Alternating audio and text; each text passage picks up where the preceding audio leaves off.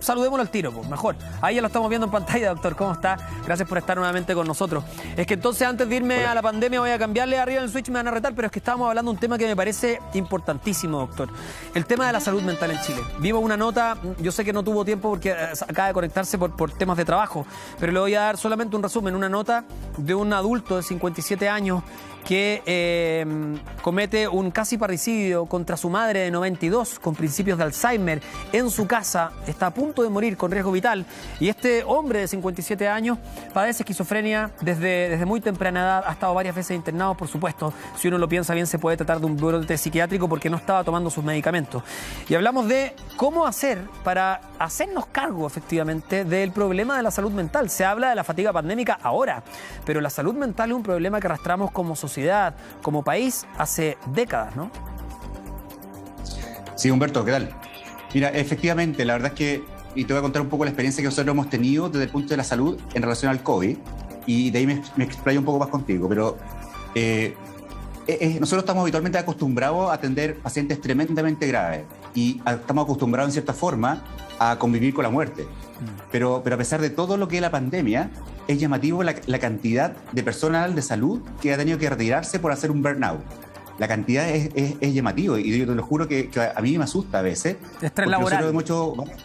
Hemos hecho mucho trabajo con psicólogos, con psiquiatras, apoyo a nuestro personal de salud y la cantidad, y ellos mismos nos manifiestan que ven con preocupación el futuro, en que probablemente muchas personas en el futuro van a tener problemas psiquiátricos, problemas de depresión, problemas de angustia, que no es un tema menor.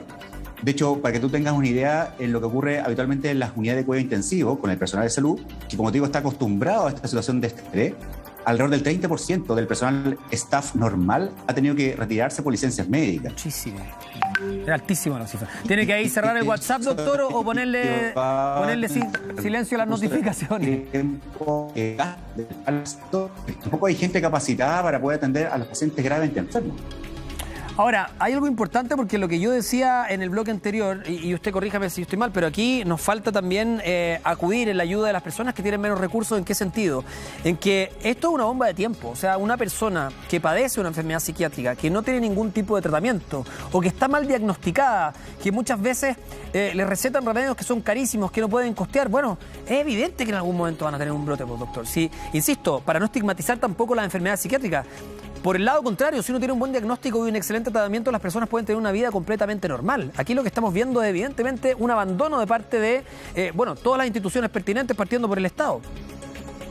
Sí, pasa también que obviamente nosotros en este último tiempo no nos preocupamos mucho de la patología COVID, pero hay un montón de enfermedades que son no COVID, que son enfermedades desatendidas, entre ellos lo que es muy importante que tiene que ver con salud mental. Obviamente hay una deficiencia importante a nivel de consultorio, que es donde tienen que atenderse gran parte de la población chilena, de psiquiatra, de psicólogo. Tratamientos muchas veces son tratamientos que son tremendamente caros. Cuando uno va al psiquiatra, psicólogo, son remedios que cuestan sobre 40.000 pesos y que obviamente la gente de menores recursos no tiene acceso a ellos. Exacto. Por tanto, la verdad es que uno está viendo al día de hoy que hay muchas patologías desatendidas y entre medio de esto, la patología mental es una cosa que es tremendamente importante y que nos va a impactar al futuro, no es algo menor. Doctor, vamos a hablar de la pandemia. Lo quiero invitar a revisar una nota. Ustedes me dicen si estamos listos para darle al aire. Ya, vamos a revisar una nota respecto a lo que ha ocurrido y también qué se prevé para las próximas semanas. Estábamos al principio del programa en el terminal de buses, doctor, completamente repleto. Y hay medidas un poco más de libertad, si se quiere, ¿no? La región metropolitana a partir del lunes, de hecho, pasa a fase 3. ¿Estamos a puertas o podemos arriesgarnos a un rebrote? Se lo vamos a preguntar después de revisar juntos esta nota.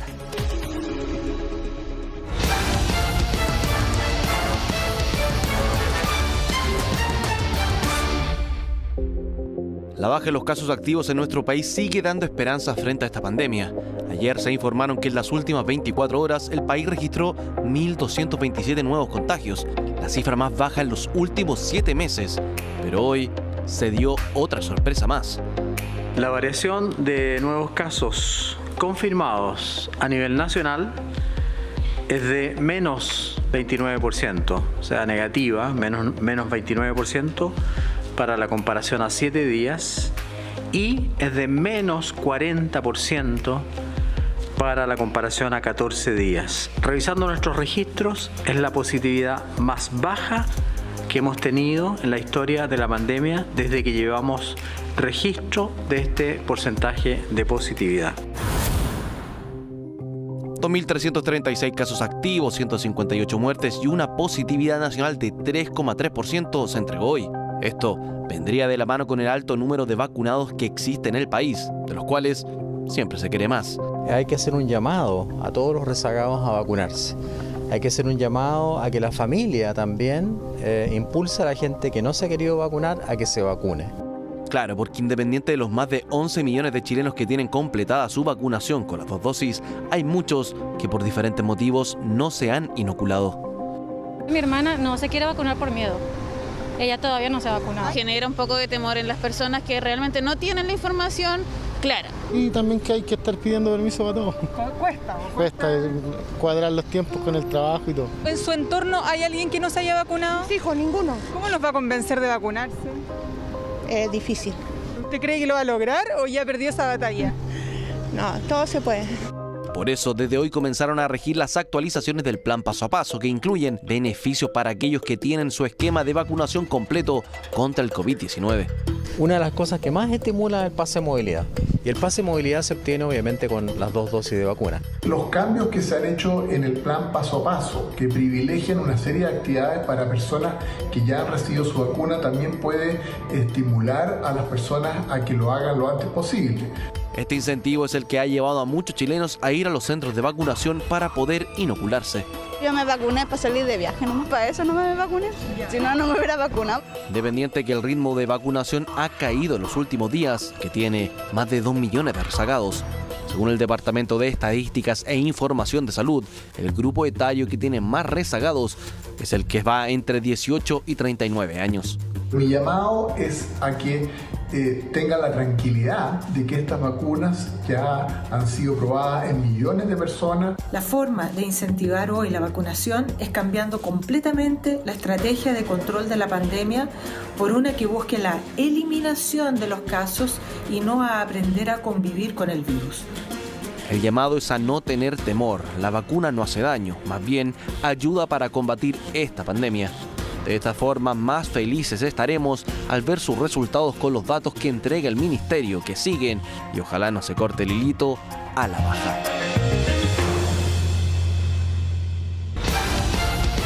Estamos presentando Contigo en Directo.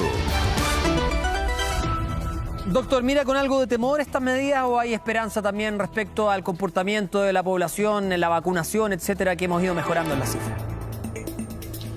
Mira, yo creo que con lo que hemos visto con otros países, en realidad, que se ha avanzado mucho en la vacunación. Si no es cierto, son vacunas quizás diferentes en algunos países que otros, pero en general uno ha visto que han podido ir liberando medidas en la medida de lo posible, ¿ya? Yo creo que igual hay que tener, eso sí, un poco de respeto en este contexto, y una opinión personal, en que si bien es cierto, a veces vemos que las vacunas previenen la hospitalización o previenen el riesgo de caer en una UCI, no necesariamente previene el riesgo de que el paciente se enferme. Por tanto, el paciente igual puede transmitir la enfermedad a personal no vacunado o a gente, digamos, que tiene algún riesgo de hacer enfermedad más grave. Y lo que se ha visto en otros lugares, que si bien es cierto se han relajado las medidas, incluso en algunos incluso han sacado la mascarilla, igual han algunos rebrotes que obviamente hay que tener en consideración. Entonces, yo creo que hay que avanzar, sin duda. Hemos ido avanzando mucho en la vacunación en el país, y probablemente en la medida que vamos avanzando tenemos que ir avanzando con las medidas, pero siempre estar atento, digamos, a que no haya ningún rebrote en el camino. Respecto a la variante Delta, doctor, hay que, no digo despreocuparse, ¿no? Pero uno esperaría que si la variante Delta hubiera entrado de forma potente en nuestro país, no tendríamos pocos casos conocidos, sino que muchos más. O, como contraparte, es porque no se ha hecho el estudio de los distintos casos para saber con certeza cuántos casos de variante Delta tenemos en Chile. Yo creo que es una suma de las dos cosas en realidad. Probablemente las vacunas, si bien es cierto son variantes diferentes, la vacuna protege contra el cassette del coronavirus, por tanto puede proteger contra la variante beta, la gamma, la delta de alguna forma, y eso quizás explica el por qué en este país, digamos, no ha existido un aumento así considerable de los casos, porque igual una buena proporción de la población ha sido vacunada. Yo creo que quizás eso está ocurriendo en cierta forma, pero también ocurre que, si bien es cierto, nosotros descubrimos, el otro día cuando estuvimos en el programa, descubrimos que recién ha llegado el primer caso de variante Delta, uno sabía desde antes que hay muchos más casos, obviamente, en la población que no han sido descubiertos. Entonces, probablemente el día de hoy deben haber más de lo que nosotros hemos reportado, pero probablemente quizá el efecto de la vacunación ha sido sumamente importante en prevenir obviamente la expansión de esta variable, que obviamente es mucho más rápida que el resto de las variables, de las variantes. Doctor, se habla no de manera con certeza, digamos, no de manera definitiva, pero se habla de que probablemente después de esta última extensión del cierre de fronteras se vuelvan a abrir las fronteras de manera paulatina. Primero, saber si está o no está de acuerdo y si eso efectivamente nos puede traer nuevas variantes.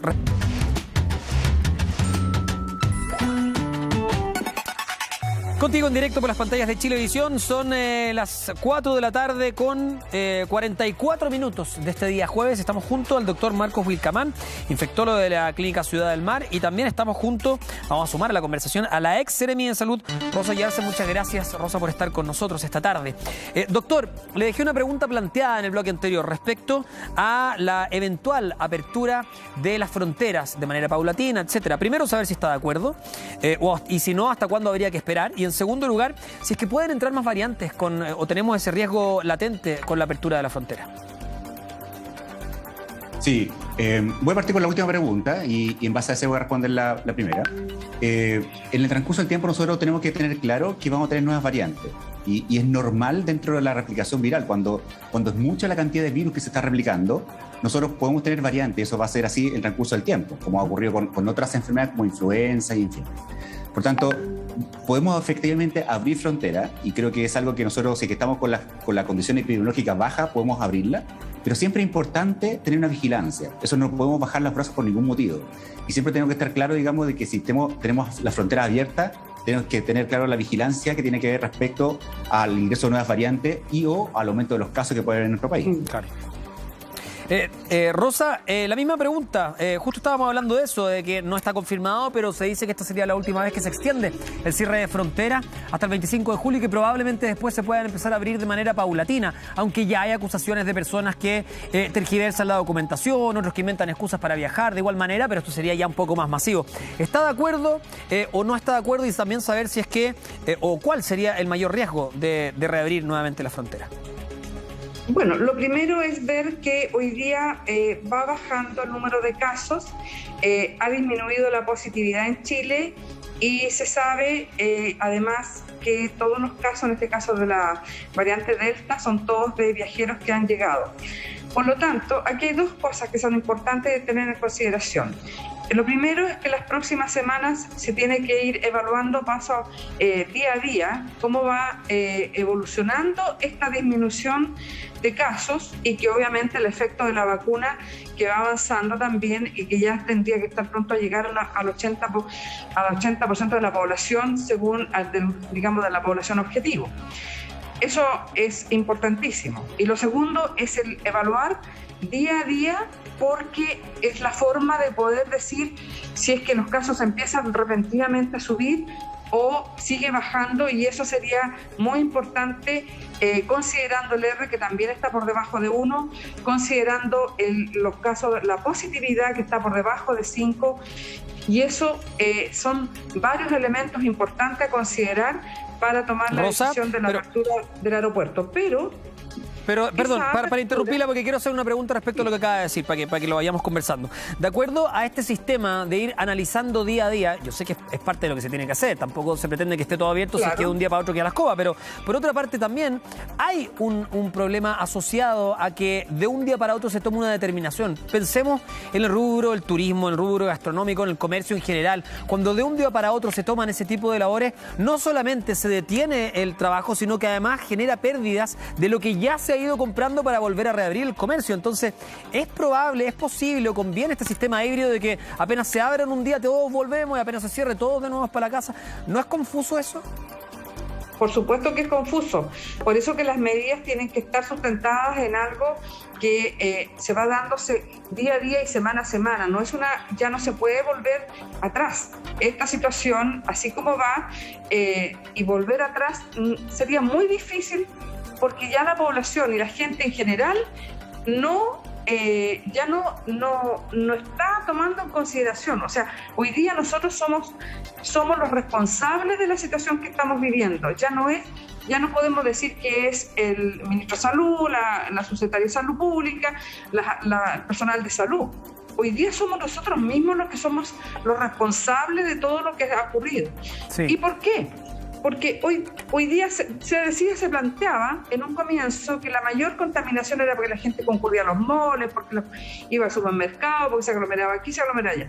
Y la verdad las cosas que no, lo que yo he observado en general, en que la población donde está el mayor número de casos no son personas que concurran a los moles, no son personas que concurran a los grandes supermercados, sino que son personas que viven en lugares donde viven en hacinamiento y donde además, no solamente eso, sino que además viven en la callejera, entonces donde se aglomeran en la venta callejera. Sí, le voy a dar la palabra al doctor Wilcamán Rosa. Le quiero preguntar, cambiando de tema, a propósito de la tercera vacuna, que voy a aprovechar de hacer promoción, pero el programa que me toca hacer en CNN, que es Futuro 360, siempre está sacando reportajes, están en nuestro sitio futuro360.com, y leí uno, creo que fue ayer, que decía, porque es un tema que estamos tratando bastante en el programa, por eso, decía que la OMS había hecho el llamado de no seguir hablando de una tercera dosis mientras no se avanzara en la vacunación total del planeta y que aumentáramos ese porcentaje, porque no sirve de nada que hayan unos pocos con la tercera dosis mientras tenemos un gran porcentaje del planeta que no tiene ni siquiera la primera, doctor. Sí, lo que tú mencionas es tremendamente importante. La verdad es que tenemos que pensar como economía de salud pública y de ese punto de vista tenemos que enfocarnos no solamente a los que están vacunados, sino que a la población completa.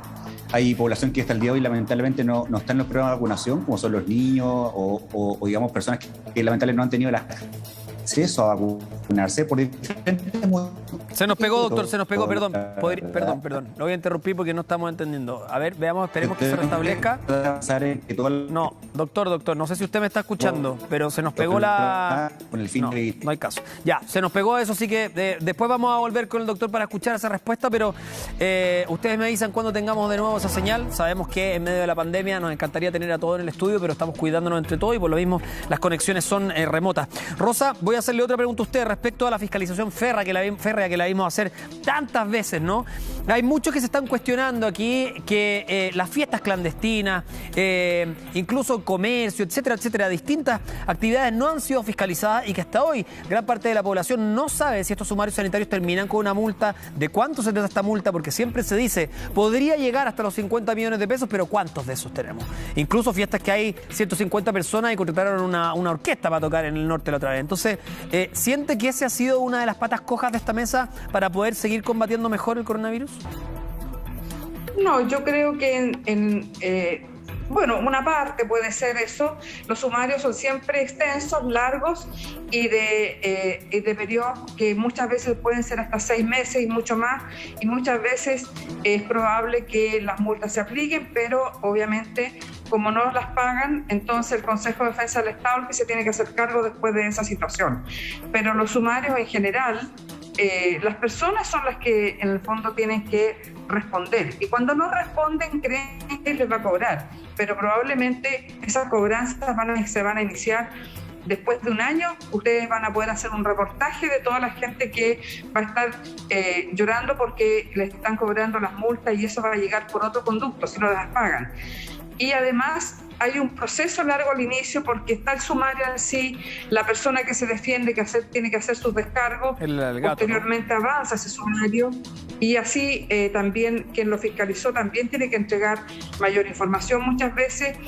Así es que este es un proceso, podríamos decir, burocrático, necesario y que tiene su tiempo. Pero las multas yo creo que tarde o temprano les van a llegar a las personas y ahí, bueno, tendrán que apelar o ver cómo las arreglan.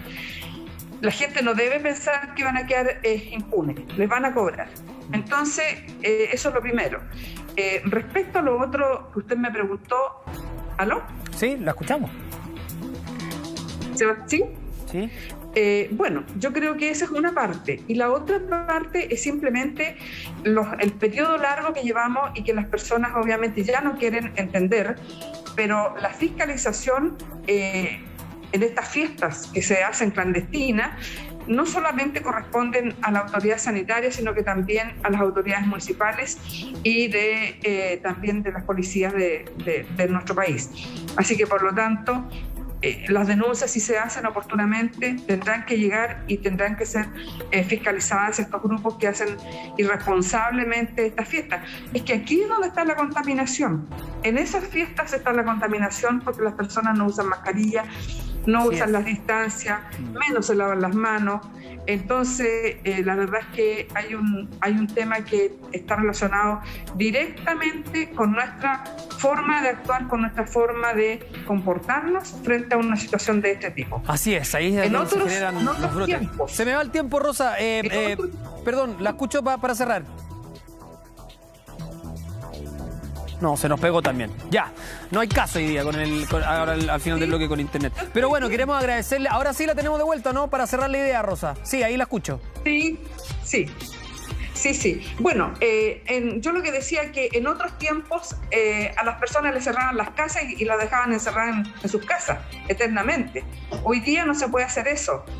Hoy día se apela a la voluntad y a la responsabilidad de cada uno. Y eso es lo que tenemos que hacer. Si las autoridades definen ciertos comportamientos, esos comportamientos son los que nosotros tenemos que obedecer y hacer caso, porque de lo contrario no vamos a salir de esta pandemia y podemos volver atrás con una situación que podría ser mucho más grave. Pero esperamos que no lo sea, porque la vacuna en sí, la vacuna nos va a ayudar sí o sí. Y eso yo creo que es lo que tenemos que hacer hoy día. Muchas gracias por estar con nosotros esta tarde. Gracias por su tiempo. También al doctor